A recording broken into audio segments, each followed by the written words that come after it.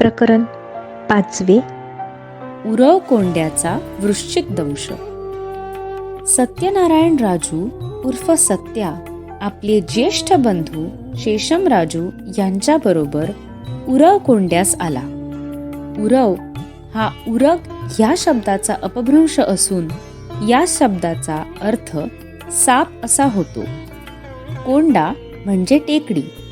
ही टेकडी सुमारे 100 फूट उंचच उंच अशा एका शिलाखंडाची बनली असून ती अनेक फणा असलेल्या नागासारखी दिसत असल्यामुळे उरव कोंडा हे या स्थळाचे नाव यथार्थच वाटते. उरव कोंडा हे स्थळ खरोखरच अतिभाग्यवान, कारण की श्री शेषमराजू या नव्या तेलुगू शिक्षकांसह सत्याचे आगमन तेथे झाले. या ठिकाणी सत्याने आपले नाव येथील हायस्कूलमध्ये घातले आणि त्यामुळेच या गावाची कीर्ती अमर झाली. कमलापूरकडून सत्याची कीर्ती वाऱ्यावर स्वार होत आधीच उरव कोंड्यास पोहोचली होती. सत्या येथे येण्याआधीपासूनच शाळेतील विद्यार्थी त्याच्याबद्दल तो एक उत्तम तेलुगू लेखक असून उत्तम पदकार आहे, निष्णात नर्तक असून तो आपल्या शिक्षकांपेक्षाही बुद्धिमान आहे, तो भूत आणि भविष्य जाणू शकतो इत्यादी बोलू लागले होते. त्याच्या जवळ असलेल्या दिव्य दैवी शक्तीच्या अगदी खऱ्या गोष्टी प्रत्येकाच्या ओठावर खेळू लागल्या होत्या. वुक्कापट्टणम, पेन्नुकोंडा, धर्मावरम आणि कमलापूर येथून येणाऱ्या व्यक्तींनी या कथा उरव कोंड्यात प्रसारित केल्या होत्या. एक जण म्हणे, अरे तो म्हणे हवेतून हात हलवून आपणास फुले, फळे आणि मिठाई काढून दाखवितो. इतर म्हणत, असं काय आश्चर्य आहे नाही. सत्याविषयीच्या आणखी अद्भुत गोष्टी आपणास कळाव्यात म्हणून हे विद्यार्थी नवीन आलेल्या या तेलुगू शिक्षकांना गराडा घालून असत. या हायस्कूलमधील शिक्षकांमध्येही त्याच्याविषयी जिज्ञासा उत्पन्न झाली होती. त्याचे नाव ज्या तुकडीत घातले त्या तुकडीवर आपलाही तास असावा असे त्यांना वाटू लागले. त्याला काम देऊन त्याच्याशी आपला संपर्क ठेवावा असे अनेकांच्या मनात आले. याचे कारण काहींच्या मनात त्याच्याबद्दल औत्सुक्य निर्माण झाले होते, तर काहींना त्याच्याविषयी आदर वाटू लागला होता. काही जणांना मात्र हे सर्व थोतांड आहे हेच सिद्ध करावयाचे होते. काही का असेना, शाळेतील प्रत्येक शिक्षक त्याच्याबद्दल जिज्ञासेने पाहत होता. सत्या शाळेत आला आणि अल्पावधीच तो सर्वांचा लाडका बनला. इतकेच नव्हे तर गावातील सगळ्या लोकांच्या गळ्यातील तो ताईत बनला. शाळेत जेव्हा प्रार्थना होई तेव्हा तो विद्यार्थ्यांचा अग्रेसर असे. शाळा भरण्यापूर्वी प्रार्थनेसाठी सर्व विद्यार्थ्यांना एकत्रित केले जाई.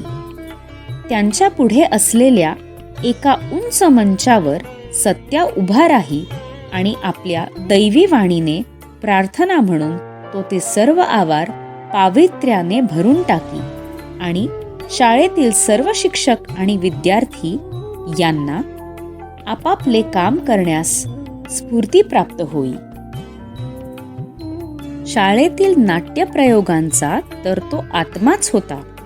शाळेतील व्यायामाच्या कार्यक्रमांचाही तो एक भक्कम आधारस्तंभ होता. कारण सत्या खूप जलद धावू शकत असे किंवा तो गुडू हा खेळ उत्तम खेळू शकत असे, अथवा पोत्याच्या शर्यतीत तो सर्वांना हरवू शके. इतकेच नव्हे, सर्व बालवीरांमधला तो एक आदर्श बालवीर सुद्धा होता. एकदा शाळेतील एक शिक्षक व नाट्य विभाग प्रमुख श्री तम्मी राजू यांनी सत्याला एक नाटक लिहून ते रंगमंचावर आणावयास सांगितले. सत्याने नाटक लिहिण्यास अतिशय उत्साहाने प्रारंभ केला आणि ते पूर्ण करून प्रेक्षकांना सादर केले. हे नाटक गावात अतिशयच गाजले. सत्याने या नाटकातून छोट्या नायकाचे काम केले होते. म्हणूनच हे नाटक गाजले नसून त्याचे कथानक सुद्धा अतिशय प्रभावी होते. मानवी मनात अनादिकालापासून चालत आलेली पापी वृत्ती आणि मानवाची ढोंगबाजी यावर ते कथानक आधारलेले होते. मनुष्य आपल्याला जे योग्य वाटेल ते करतोच असे नाही. बोलल्याप्रमाणे चाललेच पाहिजे का? चेप्पी नातू चेष्टारा? असा प्रश्न या नाटकातून उपस्थित केला गेला आहे. या नाटकातील काही प्रसंग पुढील प्रमाणे आहेत. पडदा उचलला जातो. रंगमंचावर एक स्त्री जमलेल्या बायांपुढे भागवत पुराण वाचित असत श्रोत्यांना श्लोकांचा अर्थ समजावून सांगत असते. ती सांगत असते, जे लोक आपल्या अपंगत्वामुळे स्वतः काम करून पैसे मिळवू शकत नाहीत, अशांना भिक्षा घालणे हे गृहिणीचे कर्तव्य आहे. मात्र जे धडधाकट असून सुद्धा आळशीपणे केवळ परोपजीवी बनले आहेत, अशांना भिक्षा घालणे अयोग्य आहे. प्रवचन संपते आणि बायका निघून जातात. आता तेथे ती आणि तिचे प्रवचन लक्षपूर्वक ऐकत असणारा तिचा मुलगा अशा दोनच व्यक्ती असतात. थोड्याच वेळात एक आंधळा भिकारी तेथे येऊन भीक मागू लागतो. परंतु ही बाई त्यास हाकून लावते. तो जातो न जातो तोच तंबोरा हातात धरलेला आणि दुसऱ्या हातात तांब्याचे तांदळाने भरलेले पात्र घेतलेला एक ढेरपोट्या संन्यासी प्रवेश करतो. ओम भवती भिक्षाम देही, तो गरजतो आणि ती बाई त्यास आदराने प्रणाम करून त्याला भिक्षा व दक्षिणा देऊन त्याचा आशीर्वाद घेते. मुलगा हे सर्व आश्चर्याने पाहत असतो. तो आईला विचारतो, तूच मघाशी सांगितले ना की अपंगाला मदत करावी, परंतु धट्ट्याकट्ट्या आळशी भिकाऱ्याला भीक घालू नये. मग त्या आंधळ्याला तू ओरडून घालवून दिलेस, परंतु या आळशी संन्याशाला तू भीक का घातलीस? मुलाने प्रश्न विचारल्यामुळे आई चिडते. ती त्याला म्हणते, बोलले तसेच आपल्याला नेहमी करता येते का? चेप्पी ना तू चेष्टारा. मोठ्या माणसांचा असा नेहमी अपमान करणे इष्ट नव्हे, याचा धडा देण्यासाठी ती आपल्या मुलाला त्याच्या वडिलांसमोर उभी करते. हे महाशय एका ऑफिसात अप्पर डिव्हिजन क्लार्क असतात. यावेळेस ते हातात फायली चाळत बसलेले आहेत. ते आपल्या मुलाला शैक्षणिक मूल्याबद्दल एक लांब लचक प्रवचन झोडतात. विद्यार्थ्यांनी कितीही अडचणी वाटेत आडव्या आल्या तरीही त्या उल्लंघून एका वर्गातून दुसऱ्या तिसऱ्या वर्गात भराभर उत्तीर्ण होत गेलेच पाहिजे. त्यांचे प्रवचन चालू असतानाच तेथे एक गरीब अनाथ विद्यार्थी येतो. त्यांच्याजवळ तो आपल्या शाळेच्या फीसाठी 1 रुपयाची मागणी करतो. फी दिली नाही तर आपले नाव काढून टाकले जाईल व त्यामुळे आपले वर्ष फुकट जाईल व त्यामुळे आपणास पुढील वर्गात जाता येणार नाही, असे तो गयावया करून सांगत असतो. परंतु या मुलाचे वडील त्यापुढे रिकामी पिशवी टाकीत म्हणत असतात, तुला रुपया दिला असता रे बाळ, परंतु बघ माझ्याजवळच पैसे आहेत काय? माझ्याजवळ एक फुटकी कवडी सुद्धा शिल्लक नाही. तो विद्यार्थी हिरमुसला होऊन निघून जातो न जातो, तोच मागून वडिलांच्या ऑफिसातील एक तरुण कारकुनांचा घोळका आत प्रवेश करतो. त्यांच्या ऑफिसमध्ये थोड्याच दिवसात एक नवीन अधिकारी बदलून येणार असतो. एक मोठी मेजवानी देऊन त्याचे भव्य स्वागत करण्याची ह्या तरुण कारकुनांची इच्छा असते, म्हणून ते वर्गणी गोळा करीत असतात. त्याच कामासाठी ते येथे आलेले असतात. त्यांची कल्पना ऐकून त्या मुलाच्या वडिलांना फार आनंद होतो. फारच छान, फारच छान. फक्कड जेवण होऊ द्या. मात्र या प्रसंगी मी भाषण सुद्धा करीन. हे घ्या 20 रुपये, असे म्हणून ते आपल्या टेबलाच्या खाणामधून त्यांना 20 रुपये काढून देतात. आपल्या वडिलांचे हे वागणे पाहून मुलाला धक्काच बसतो.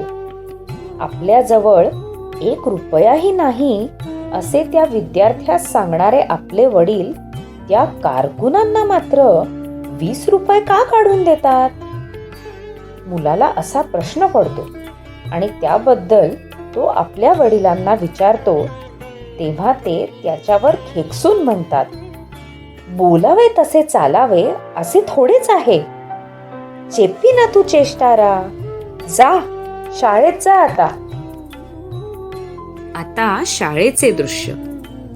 पडदा उचलला जातो आणि सत्याच्या शाळेतील एक विद्यार्थी कृष्णा म्हणून पुढे येतो. दुसऱ्या दिवशी होणाऱ्या शाळेच्या इन्स्पेक्शनमुळे शाळेचे वातावरण तंग झालेले असते. शिक्षक बेचैन झालेले असतात आणि दुसऱ्या दिवशी इन्स्पेक्टर पुढे विद्यार्थ्यांनी कसे वागावे याची तालीम घेत असतात. इन्स्पेक्टरने जर तुम्हाला विचारले, तुमचे किती पाठ शिकवून झालेले आहेत, तर तुम्ही 23च शिकवून झालेले आहेत असे न सांगता 32 शिकवून झाले आहेत असेच सांगा. मी आज तुम्हास 33वा पाठ शिकवणार आहे. उद्या इन्स्पेक्टर साहेब येतील तेव्हा मी हाच पाठ तुम्हाला शिकवीन. इन्स्पेक्टर साहेबांनी विचारलेल्या प्रश्नांची तुम्ही पटापट उत्तरे दिली पाहिजेत.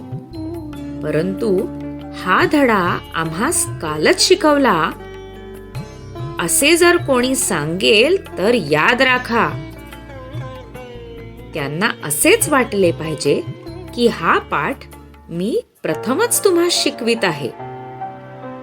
33वा धडा हा हरिश्चंद्राचा पाठ आहे. समजलं का तुम्हाला?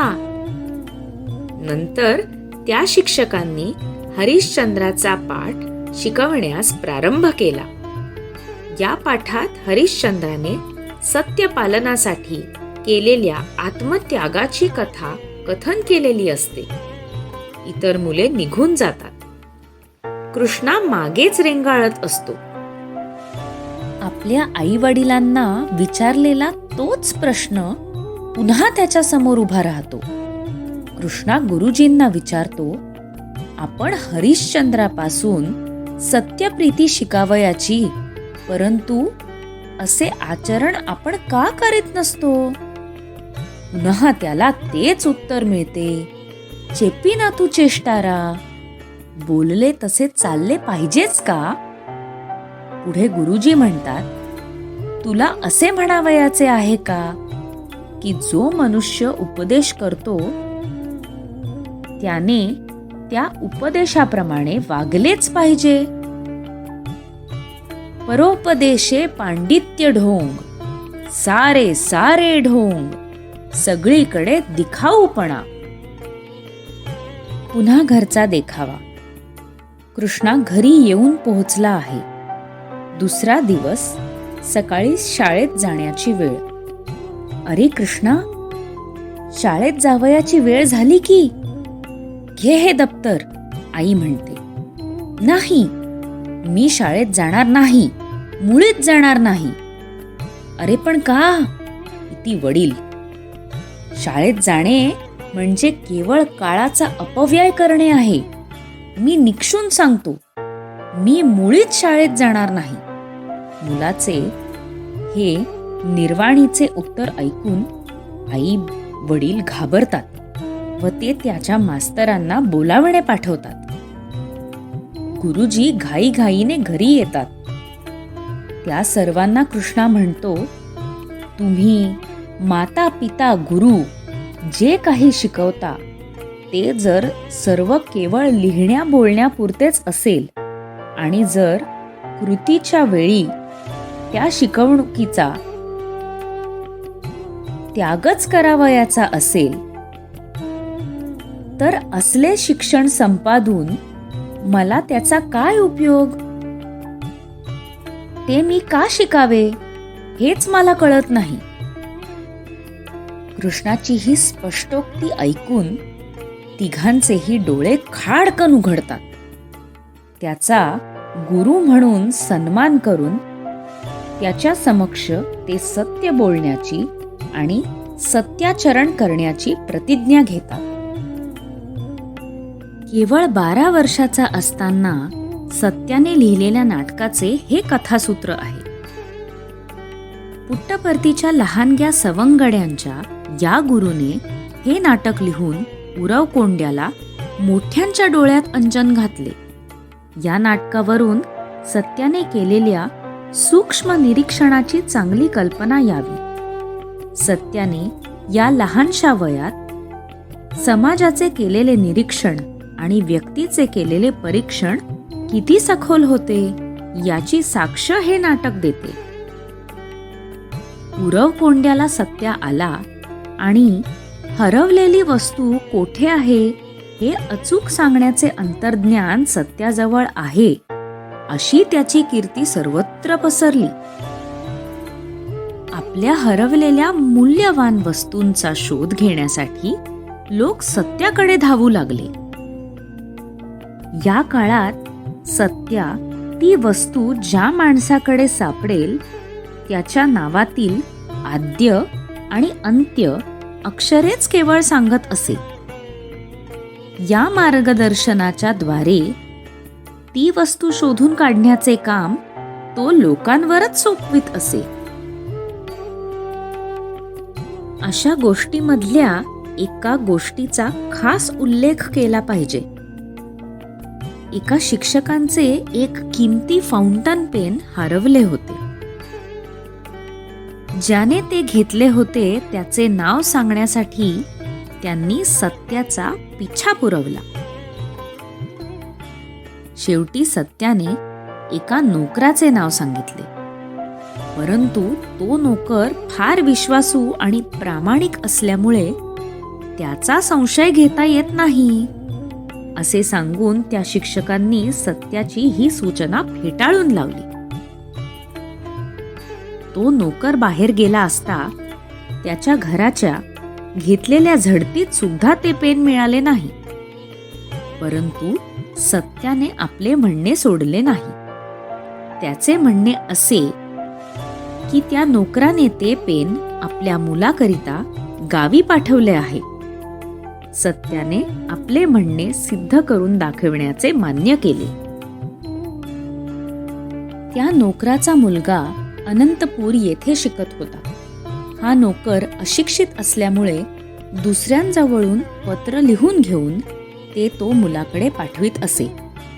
म्हणून सत्याने त्या नोकराच्या नावाने एक पत्र लिहिले.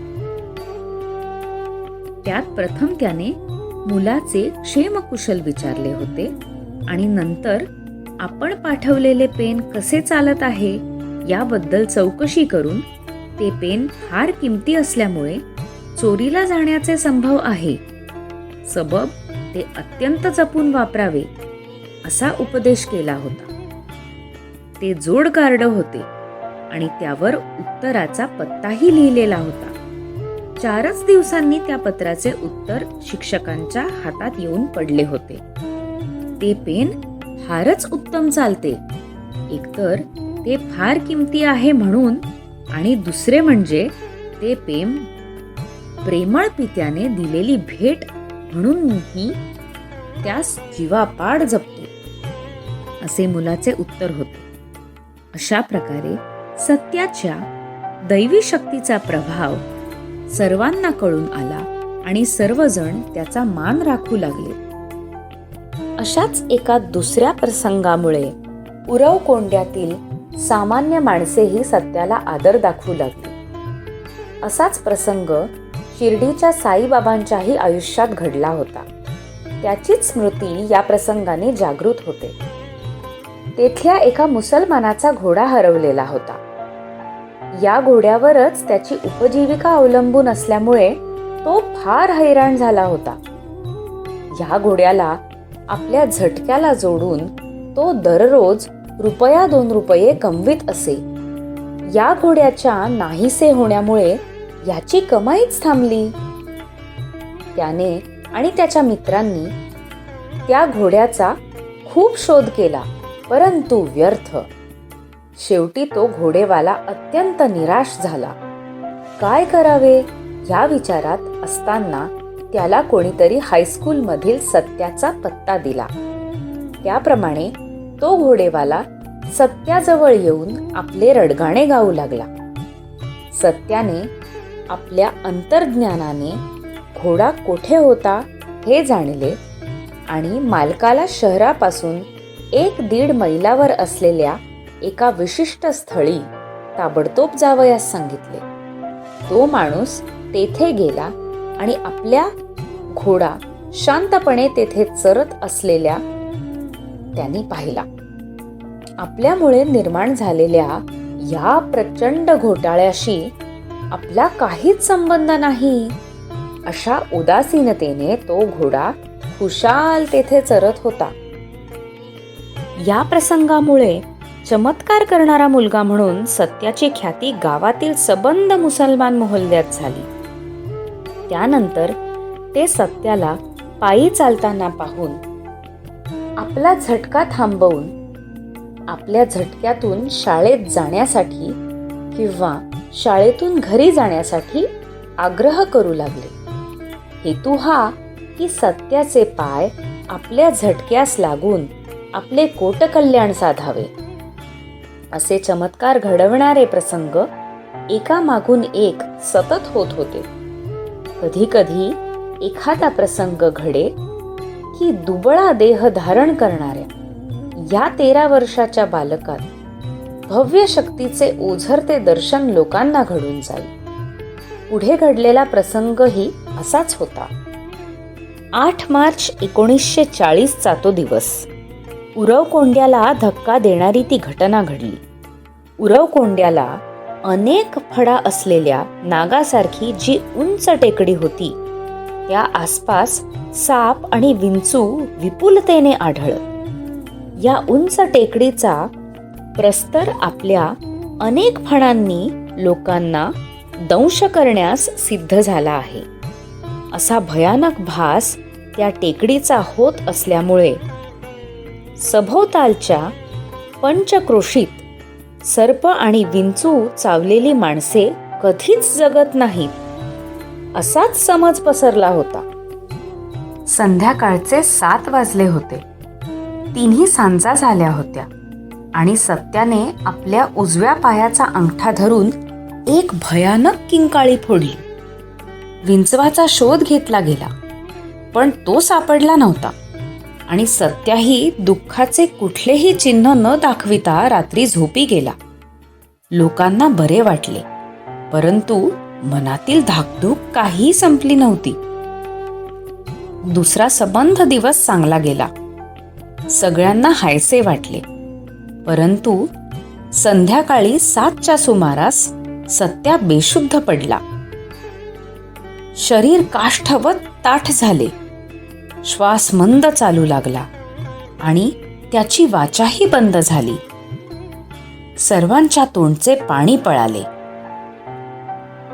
आज जर अशी गोष्ट घडली तर सर्वज्ञ बाबांच्या भक्तांना आश्चर्य वाटणार नाही, कारण सर्वज्ञ बाबा आपले स्थूल शरीर मागे ठेवून सूक्ष्म शरीराने दुसरीकडे जात असतात, हे त्यांना ज्ञात आहे.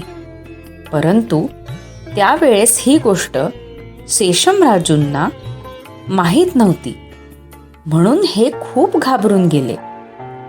शेषमराजूंनी असे अनुमान केले की 24 तासांपूर्वी चावलेल्या विंचवाचा विषाचा परिणाम सत्याच्या हृदयावर झाला असावा.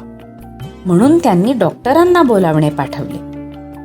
लगेच डॉक्टर आले आणि त्यांनी सत्याला एक इंजेक्शन दिले व पोटातून घेण्यासाठी औषधही दिले आणि ते निघून गेले. सत्या मात्र सबंध रात्रभर बेशुद्धच होता. डॉक्टर पुन्हा सकाळी आले आणि सत्याचा धोका दूर झाल्याचे त्यांनी सर्वांना सांगितले. परंतु रात्री सत्या खरोखरच बेशुद्ध होता काय? रात्री कोणीतरी सुचवले की टेकडीजवळ असलेल्या मुठ्यालम्मा देवीची करुणा भाकावी, कारण एखाद्या भूताने झपाटल्यामुळे सत्याच्या देहाची अशी स्थिती झाली असेल. म्हणून काही जण स्वयंस्फूर्तीने देवळाकडे गेले. देवळाच्या पवित्र गाभाऱ्यात शिड्या लावून उतरले आणि ऊद धूप जाळून फुले वाहून त्यांनी त्या देवीची पूजा करून तिला त्यांनी एक नारळ फोडला. परंतु इकडे बेशुद्ध असलेला सत्या मधूनच म्हणाला, त्या नारळाचे 3 तुकडे झालेले आहेत पहा. प्रसाद घेऊन जेव्हा लोक घरी परत आले होते तेव्हा त्यांच्याजवळ 2 ऐवजी नारळाचे 3 तुकडे होते. 1-2 दिवसातच सत्या पूर्ण बरा होऊन हिंडू फिरू लागला. परंतु आता त्याची वागणूक परिपूर्ण बदलली होती. या घटनेचे काही जण सत्याच्या देहात शिर्डी साईबाबांनी केलेला संचार असे विश्लेषण करतात, तर काहींना ते व्यष्टीचे समग्र रूपांतर वाटते. परंतु हे विचार सत्यापासून फार दूर असल्याचे सर्वज्ञ बाबांनी सांगितले आहे. सर्वज्ञ बाबा म्हणतात की आपण स्वतः आपला अवतार प्रकट करण्यासाठी ही घटना घडवली होती. विष आणि विषय यांच्या आतीत आपण आहोत हे आपणास जगास दाखवून द्यायचे होते. जगात असा कोणता विंचू होता की जो आपणास डंख करू शकला असता? आपणास आता यापुढे एखाद्या लहान मुलाप्रमाणे खेळणे, राहणे अथवा बहीण भाऊ किंवा शाळेसोबती यासारख्या ऐहिक बंधनांनी जखडून घेणे अयोग्य वाटल्यामुळे आपण ह्या घटनेद्वारे आपली अवतार धारण करण्याची क्रिया केली, असे स्पष्टीकरण सर्वज्ञ बाबांनी दिले आहे. मध्यंतरी उरव कोंड्याला घडलेली हकीकत शेषमराजू यांनी आपल्या आई वडिलांना कळवली होती. सत्याची वागणूक मोठी विचित्र झाल्याचे त्यांनी कळवले होते. कोणीही सत्याशी बोलले तरी तो उत्तर न देता स्तब्धच राहतो. त्याला जेवावयास लावणे हे एक महाकठीण कर्म आहे. बहुधा तो पुष्कळ वेळ मौनच बाळगून असतो. कित्येकदा मधूनच तो गाणी अथवा कविता म्हणतो, तर केव्हा केव्हा संस्कृत श्लोकही म्हणत असतो. कधी कधी वेदातील उच्च तत्वांवर तो विवेचन करत बसतो. इत्यादी माहिती शेषमराजूंनी पत्रातून आपल्या आई वडिलांना कळवली होती. त्यांना शेषमराजूंकडे यावयास सुमारे 1 आठवडा लागला, कारण त्यांच्या प्रवासात अनाकलनीय अडचणी आणि घटना निर्माण झाल्या. दरम्यान शेषमराजूंचा धीर सुटला. अनंतपूरहून बुक्कापट्टणम, पुट्टपर्ती असा प्रवास सायकलवरून करू शकणारा एक माणूस त्यांनी गाठला. पुट्टपर्तीस गेल्यावर आपल्या आई वडिलांस येथील परिस्थिती नीट समजावून सांगावी असे शेषमराजू या माणसास सांगत असतानाच सत्या मध्येच म्हणाला, आता त्याला कशाला पाठवता? अर्ध्या तासातच ते येऊन इथे पोहोचतील. आणि झालेही तसेच.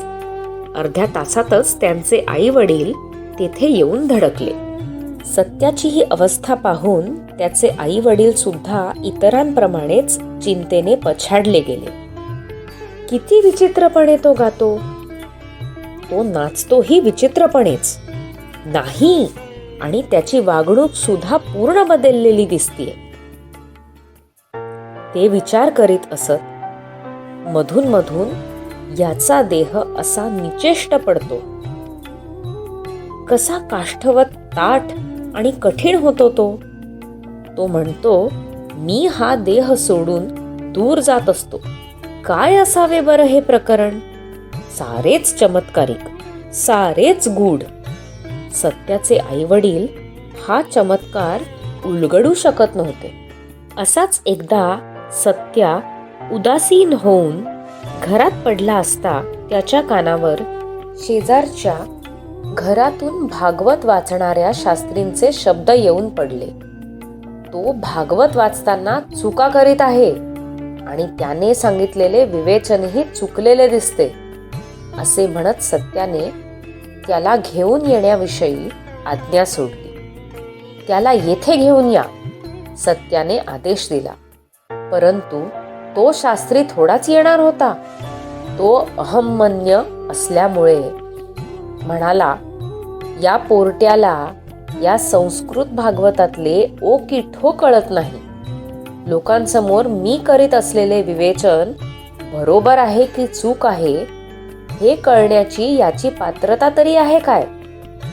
जा, त्याला म्हणावं, तू आपलं काम बघ म्हणजे झालं. आणि त्या शास्त्राने आपले प्रवचन पुढे चालू ठेवले. परंतु त्याला आणण्याविषयी सत्याने लकडाच लावला होता. त्याच्यासाठी नाही तर त्याच्या आई वडिलांच्या समाधानासाठी तो शास्त्री आला. तेथे जाऊन सत्याला धडा शिकवण्याचा विचार त्याने मनात केला असावा. शिवाय सत्याचे आई वडीलही म्हणाले, हे बघा, हा सत्या आताशी फार बेताल झाला आहे. निदान त्याला विनयाचा धडा तरी शिकवा. तो शास्त्री येताच सत्याने त्याला पुनः भागवतावरील पूर्वीचे भाष्य वाचावयास लावले आणि तो ते वाचित असताच त्याची चूक त्यास दाखवून दिली. आणि मग त्याने शास्त्रींबरोबर प्रश्नांची सरबत्ती झाडली. वालीचा पिता कोण? रावण कधी जन्मला होता? गरुडाची भगिनी कोण? या सरबत्तीने तो बिचारा शास्त्री शर्मिंदा झाला. त्याचा अहंकार जमीनदोस्त झाला. सरते शेवटी सत्याच्या चरणांवर आपले मस्तक ठेवीत शास्त्री बोवा म्हणाले, महाराज, मला क्षमा करा. आपली आज्ञा ऐकताच मी आपणापुढे हजर व्हावयास हवे होते. मी चुकलो, मला क्षमा करा. आणि ते बिचारे आई वडील हा सर्व प्रकार पाहून हतबद्धच झाले. ते सत्याला दवापाणी करीतच होते. अनंतपूर जिल्ह्याचे मेडिकल ऑफिसर दौऱ्यावर असताना उरवकोंडा येथे आले होते. त्यांनीही सत्यास तपासले. त्यांच्या मते सत्याच्या दुखण्याचा संबंध त्या वृश्चिक दंशाशी बिलकुल नसून त्याला उन्माद वायूचा हिस्टेरिया रोग जडला असून त्यामुळे त्यास मूर्छा येत असते. त्याप्रमाणे त्या डॉक्टरांनी सत्याला आपली औषध योजना लिहून दिली आणि ती त्याच्या आई वडिलांनी 3 दिवस तंतोतंत पाळली सुद्धा. परंतु सत्याने आपले पूर्वीप्रमाणेच सुरू ठेवले होते. तो मधूनच हसे तर मधूनच रडू लागे. परमेश्वराची भजने तो म्हणू लागला. त्यांचेच संकीर्तन तो वर्णन करू लागला. पूर्वी कधीही न पाहिलेल्या अथवा ऐकलेल्या तीर्थक्षेत्रांचे तो वर्णन करू लागला. इतकेच नव्हे तर हे जीवन सुद्धा एक नाटकच आहे असेही तो बडबडू लागला. मग त्याला ज्योतिषांना दाखवण्यात आले. ते म्हणाले, शेषमराजू राहत असलेल्या त्या घरातील पूर्वीच्या भाडेकरूच्या भूताने सत्याला झपाटलेले आहे. हे घर घेताना जरा विचारपूस तरी करावयास नको होती काय? असा उलटा दोष त्यांनी शेषमराजू यांना दिला. मांत्रिकांना दाखवले असता ते म्हणाले की सत्याला अचानक भीतीचा जबरदस्त फटका बसल्यामुळे त्याच्या शिरांमध्ये गुंतागुंत झाली असून त्या हलल्या आहेत आणि पुरोहितांनी त्यांना शंकराच्या देवळात रुद्राभिषेक करण्याचा सल्ला दिला. सत्या मात्र मनातल्या मनात हसत म्हणत असेल, जो तो बुद्धीच सांगतो.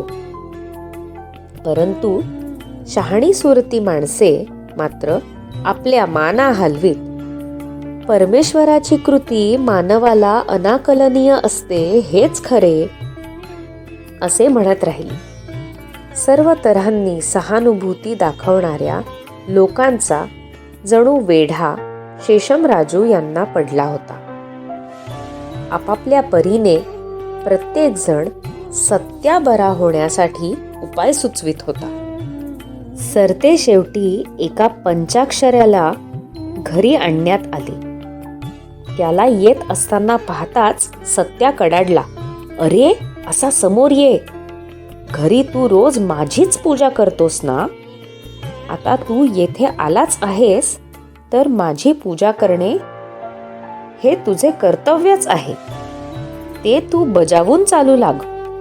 आपल्याच इष्टदेवतेने दिलेली ही धमकी ऐकून त्या पंचाक्षऱ्याने घाईगर्दीने आपला गाशा गुंडाळीत पोबारा केला. गडबडीत आपली फी घेण्याचेही तो विसरून गेला. मात्र जाता जाता त्याने शेषमराजू यांना सल्ला दिला, हे बघा, आपल्या या बंधूला मोठ्या आदराने आणि सन्मानाने वागवीत जा. त्याला भूताबिताने झपाटले नसून तो प्रत्यक्ष परमेश्वराच्याच संपर्कात असतो. साईराम.